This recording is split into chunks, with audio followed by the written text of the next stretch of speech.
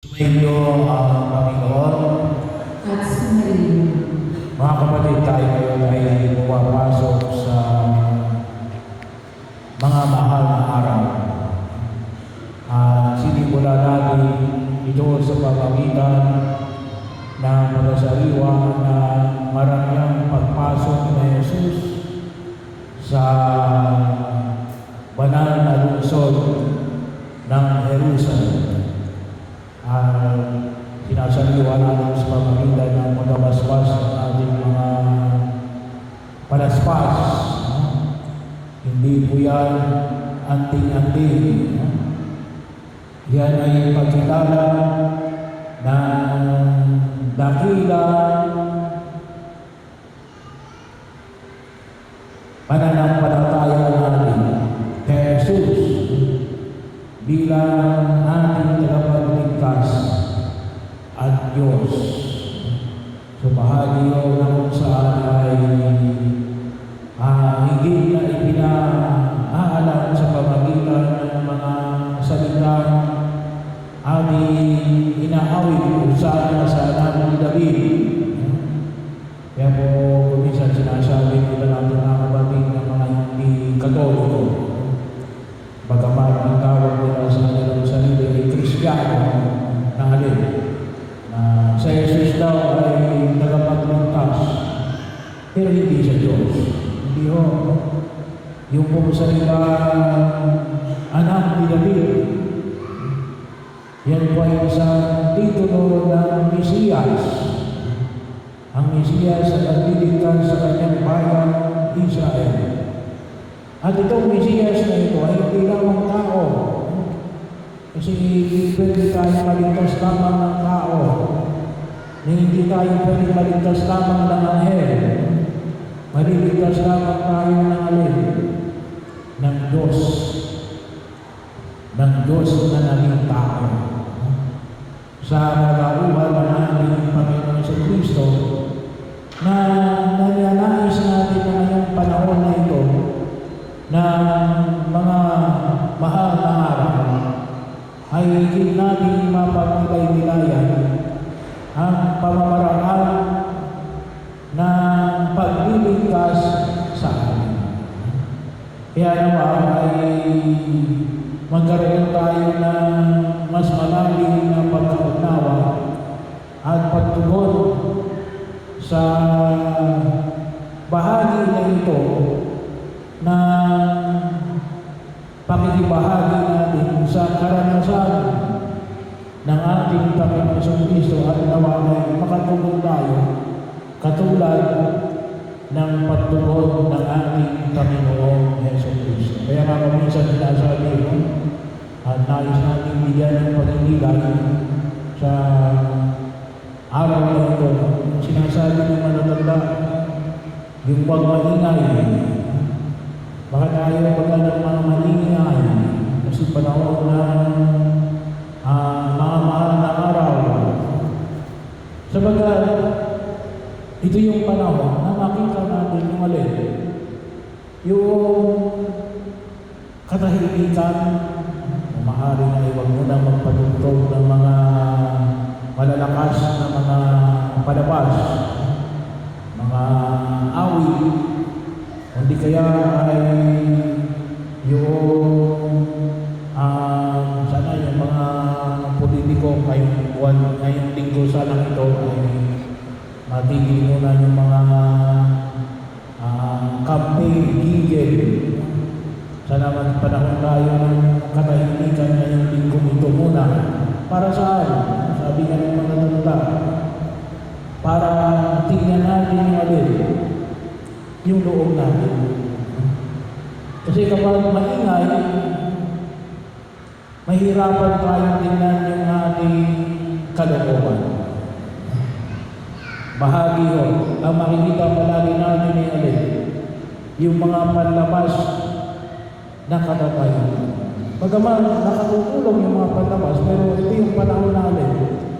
Tulad na ng sinabi ni Jesus natin sa mga babaeng taga-Jerusalem, yun ay isang invitasyon na sila ay magnilay within Anong sabi ng Jesus? Huwag niyo akong tagisan. Tagisan ninyo ang inyong sarili at ang inyong mga anak. Sapagkat magiging mapalad ang mga hindi nagkaroon ng mga anak. Yung mga baog, yung mga hindi nagpasuso, ay yun po ay very critical sa mga Hudyo. Kasi sa parang sa kanila, ang mapapalad ay yung alin. Yung may anak, hindi mapalad ang baog. Pero yun yung pamamaraan ng pagkilan. Tingnan ninyo yung inyong kalooban. Bakit ito? Bakit kinakailangan natin tingnan natin yung ating kalooban? Kasi doon natin makikita kung yung kalooban natin yan. Ito rin yung kalooban ng Diyos. Ito rin yung kalooban ng Diyos. Alam natin na ang panahon nito ng mga mahal na araw ay ang pagliligtas ng Diyos sa isang katauhan sa pamagitan ng paghihirap, pagkamatay, at muling pagkabuhay ng ating Panginoong Kristo. Pero naman, makita rin natin, ito ay sa pamamaraan bilang pagtugon sa kalooban ng ating Ama sa langit. Doon nakikita natin ang bakit ginawa ito na Jesus. Bakit siya nagpakamalay sa krus? Siya ay Diyos. Pagsunod sa kalooban ng Ama na sa langit. Tayo ngayon, marami tayong activities. Marami tayong ginagawa. Pero ang tanong natin, ito ba yung kalooban ng Diyos? Maaaring siguro marami tayong tinatanong. Maaaring siguro sabihin natin na ito yung kalooban ko. Kalooban ng asawa ninyo, kalooban ng mga anak ninyo, kalooban ng mga kamag-anak ninyo, hindi kaya ng kababayan ninyo. Pero naitanong ba natin? Kalooban ba ito ng Diyos? Yung classic example ko dito, lalong-lalo na ngayon, panahon na yun ng kampanya, ay sabi nga, napakaliit ng ating bayan, pero maraming gusto mo sa pwesto. Di ba, ang ating candidate para sa mayor, isa lang naman ang kukunin. Ay lalong-lalo na kapag konsyal.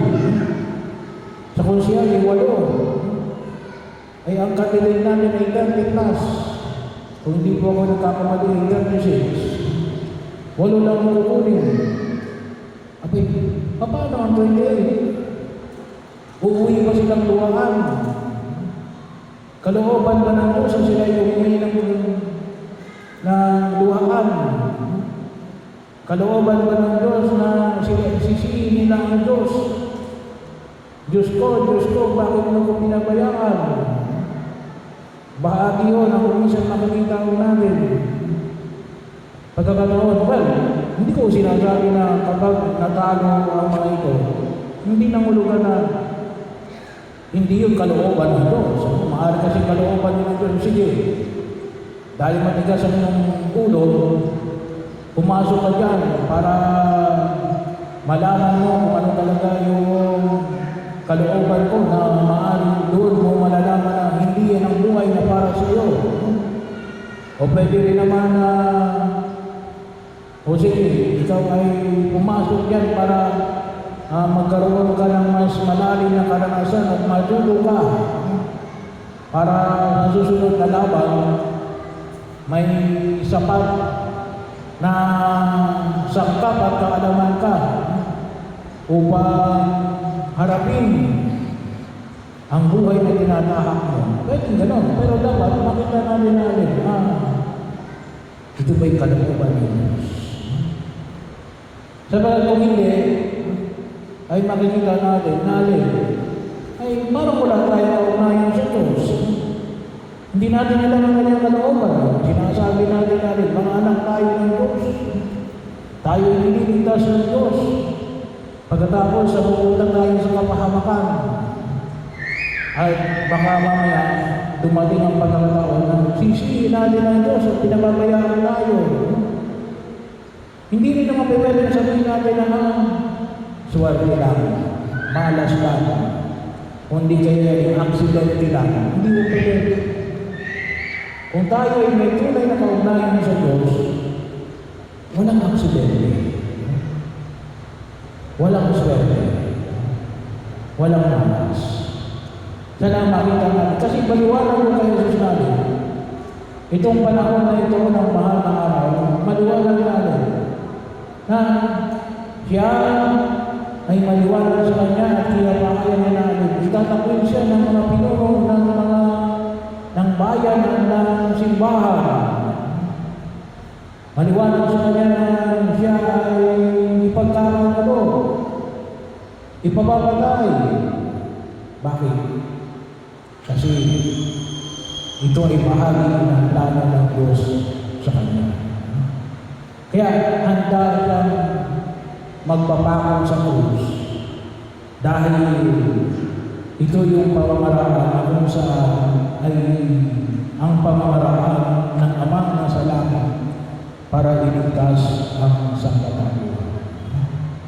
Kaya bahagi yun ang pagkilingilaya natin, lalo-lalo na itong panahon na ito ng mga mahal na araw. Kasi baka mamaya makita natin na baka masabi natin pag nang baka pinababayaan, baka sabihin sa atin na Jesus natin, ay hindi dyan sa krus na yan kita pinapapababa ko. Doon sa kabila, doon sa bundok ng Kalbaryo kita pinapapako. Iba kung saan bundok tayo nagpupunta. Kaya maganda ho, bahagi ho ng pag-ibig natin, yung unang bahagi ng ating misa ay ang ating pag-oposisyon. Saan ba tayo patutungo?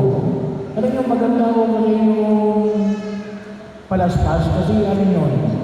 Yun yung tinatawag natin victory entry of Jesus to the Holy City. Victory entry. Yun ang ginagawa ng mga panahon na yun, ng mga manliligas, yung mga itinuturing na mga hari. Maraming pumapasok sa bayan na kanilang pinaglilingkuran. At bahagi yun ng kung saan yung nais ng Diyos na makita ko natin paano natin makakapit ang langit kung hindi tayo kasama sa kanyang pagkapako sa krus. At dapat maging maliwanag sa atin na itong ginagawa natin, kaya kahit nasa pinang ipako tayo sa krus, ito yung kalooban ng Diyos.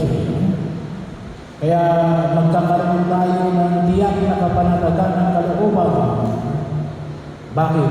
Bahagi ito ng pagtulong natin sa dakilang plano ng Diyos ng kanyang walang hanggang pagliligtas sa atin upang iangat tayo sa kasalanan dito sa lupa para ng